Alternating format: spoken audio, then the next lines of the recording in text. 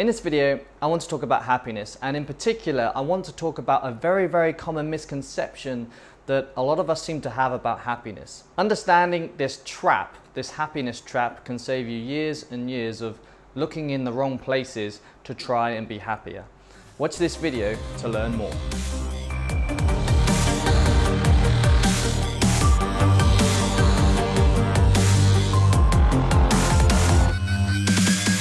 I don't know about you, but I want to live a life of happiness and fulfillment. And of course, I think most of us do, right? What's the point in living if we're not going to be happy and fulfilled?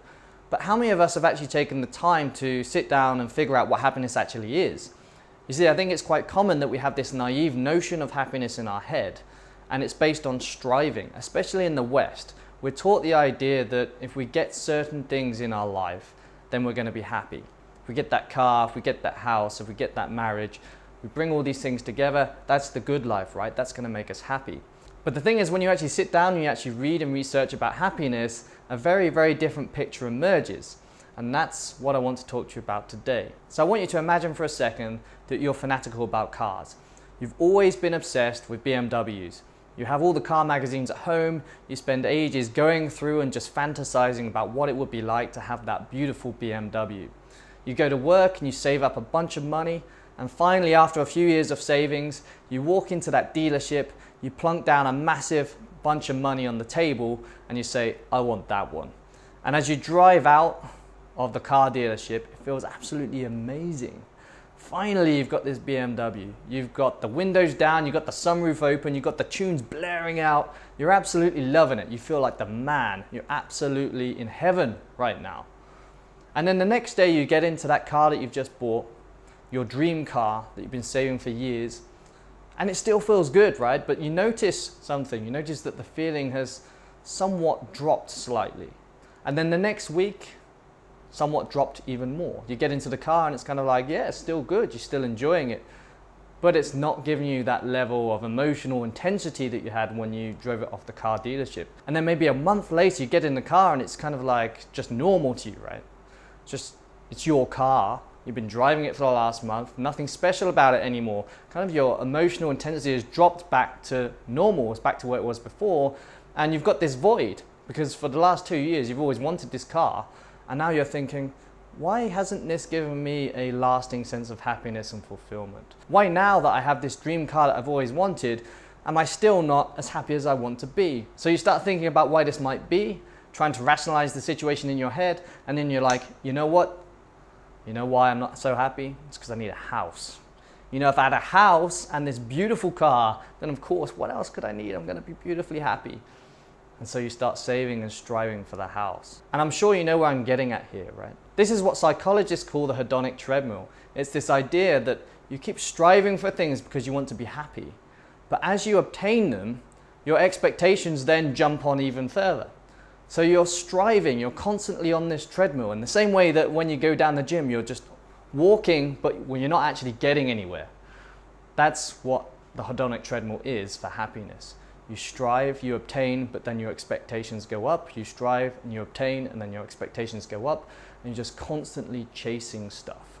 The bottom line is that the more you achieve stuff, the more your expectations rise, and fundamentally, your level of happiness remains virtually unchanged over the long term. You do experience bouts of pleasure, you do experience bouts of joy as you obtain stuff, but these pleasure, these feelings of emotion are relatively short-lived, and they don't give you a long-term sense of happiness and fulfillment, and that's the problem. That's what's called the hedonic treadmill. You see, we're sold this notion that if we strive for things and we attain things, then that's going to bring us this awesome level of happiness that we're looking for. But if that was the case, then those people that had more things, had material things in their life, that had so-called the good life, they were wealthier, they have the cars, the nice houses, would be more happier than those that don't really have all these good things, all these material possessions. But research overwhelmingly suggests that just isn't the case. There's relatively little difference between the happiness levels of the really wealthy and those with average levels of income. So this leads us on to another finding about happiness that psychologists have discovered over the past few decades. And this is the idea that we have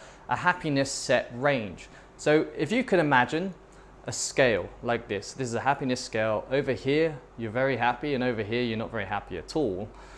you can imagine that each of us has like this kind of set range.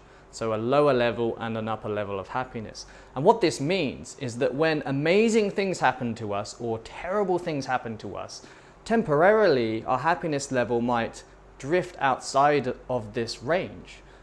But in time, the happiness level will just kind of revert back to being within that set range. In other words, humans are incredibly adaptive to the external stimulus that's placed on them, either for amazingly good events or amazingly bad events. And I want to illustrate this with two examples. In 1978, there was a really interesting study done on 22 lottery winners. This was a systematic study that looked at the happiness levels of these people after they'd won the lottery.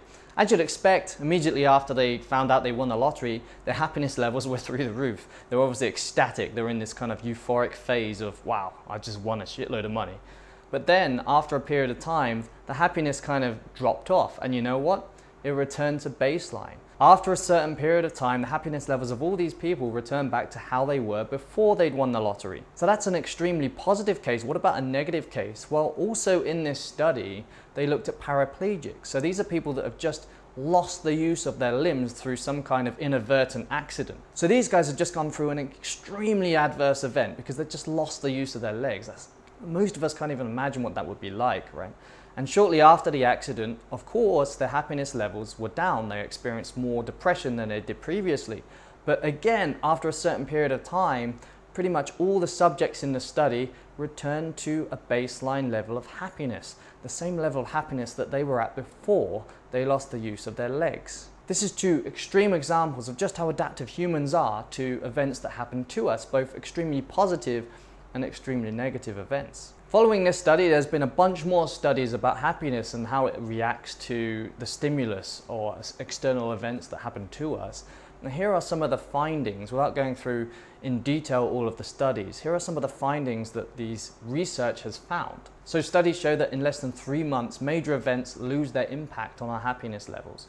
Just 3 months is all it takes for us to revert back to our baseline after extremely bad and extremely good events, like the study that I just spoke about with the paraplegics and the lottery winners. Wealth has surprisingly little correlation with happiness at all. That's to say that those with lots of money and lots of wealth tend to only be very, very slightly happier than those that don't really have any of these things. Another great example of this is that in the US over the last half a century, real income has increased massively, whereas the satisfaction levels of people in the US has actually stayed steady, it hasn't gone up at all. Another finding is that physical attractiveness and beauty doesn't seem to have much of an effect on happiness at all. And finally, objective health, probably the most valuable of all resources, has barely any correlation on happiness whatsoever. All of this evidence supports the notion that there is a happiness thermometer, a set range that we all have, that once certain things happen to us, our happiness levels over time tend to reset to that level. But are there certain things that we don't adapt to? That's the question. Well, glad you asked, because there have been some studies on this, and it turns out there are things that we really just don't ever adapt to. The list includes toxic relationships, so if you're in a constant state of conflict with somebody else, especially a close romantic partner, whereby you're just constantly at each other's throats, we don't ever really adapt to that. That can cause us long-lasting levels of depression and bad feelings.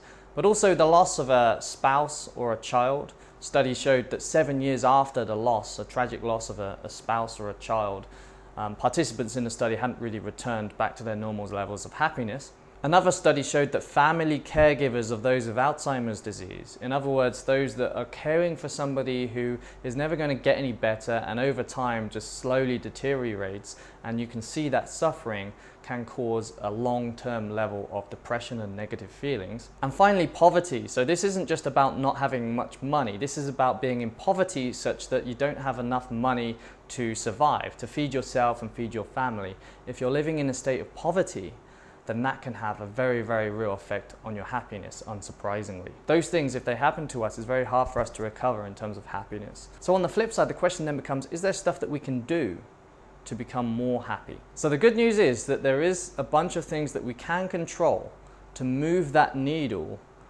within our set range of happiness. So there's stuff that we can do to make ourselves happier, that we have control over. And I'm not going to cover that in this video because I want to talk in depth about these things. And this video is just supposed to be an introduction to this new happiness series. So in conclusion, what I want you to take away from this video is that if you're unhappy, if you're feeling that your life is lacking somewhat, or if you're looking for something to make yourself happier, understand that this naive notion of what happiness is and how to achieve it is a bit of a fallacy. It's a bit of a mirage. It doesn't really exist. In other words, if you're unhappy and your answer to getting happy is to strive to attain material things, things like getting that promotion, more money, wealth, having a better job, getting that car, understand that that might give you a temporary hit and pleasure, but it's not going to be the answer to this long-term happiness thing that you're looking for. Now, I'm not saying don't strive for stuff. Of course, striving for stuff is great. We are goal-getting machines. Humans are just like that. And it's great to have nice things in your life. It's not that it doesn't serve a purpose, but I'm just saying understand that it's going to serve a purpose, but it won't solve this happiness problem completely. It's not going to give you this unperturbable sense of happiness or this degree of fulfillment that we actually strive for, that we want to have as human beings. Understanding this is the first important part of figuring out how we can be happy in our lives, and that's why I wanted to cover it first. So in future videos, I'll talk about some other things that we can do to improve our happiness, as I mentioned before. And if you want to get notified when I publish those videos, then like this video, subscribe to the channel. Also, I barely hear from any of you. Apparently I have 60 subscribers and none of you are leaving comments. So leave me a comment and let me know what you think of this video. How can I improve, and what stuff do you want me to cover in future videos? Thanks for watching, and I'll see you again next week.